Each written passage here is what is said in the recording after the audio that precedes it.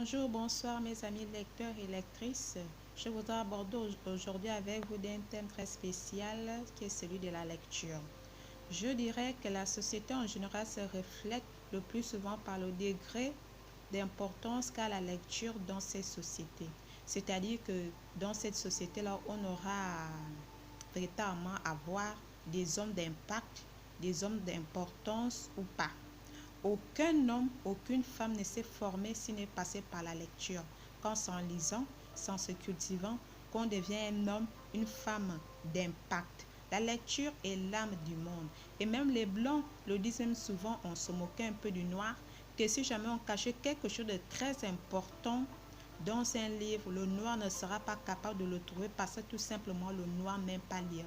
Nous aujourd'hui, le monde ne va pas, on se pose des questions, mais qu'est-ce qu'il y a? Qu'est-ce qui ne va pas? Le taux de chômage, le taux de ceci. C'est tout simplement parce qu'on a laissé la lecture.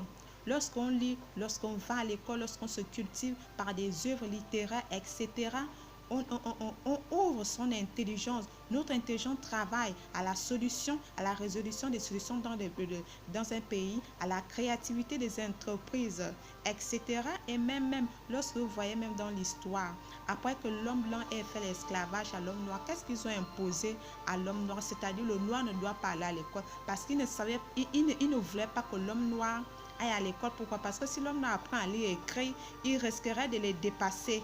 Et en plus de ça, ils cachaient pas mal de choses, c'est-à-dire ils ont volé, pillé l'histoire de l'homme noir depuis des années et ils ne voulaient pas tout simplement que l'homme noir prenne sa destinée en main, qu'il soit un homme capable, un homme capable qui se positionne autant que pour régler lui-même les problèmes de sa nation, les problèmes de son continent. Parce qu'un homme qui prend la lecture en main comme pour compagnon, c'est un homme qui a pris sa destinée en main. Sache que si tu bugs encore sur des lectures, tu préfères des novellas, tu préfères des jeux vidéo, tu seras toujours un homme, une femme qui sera toujours frappé par les événements de la vie. Jamais tu ne prendras véritablement ta destinée en main. La lecture, c'est l'âme du monde. Sans elle, rien ne pourra.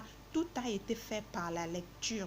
Tout a été fait par l'héritage ancestral que nos grands-parents nous ont laissé. Si nous, en tant que nouvelle génération, nous étions analphabètes, on n'aurait pas pu savoir quel héritage, quelle histoire merveilleuse notre histoire abritait. Mais c'est parce que on sait lire, on sait écrire, on sait. Mais maintenant, on ne doit pas s'arrêter là en tant qu'homme ou femme. On doit aller au-delà parce que le monde a besoin de nous.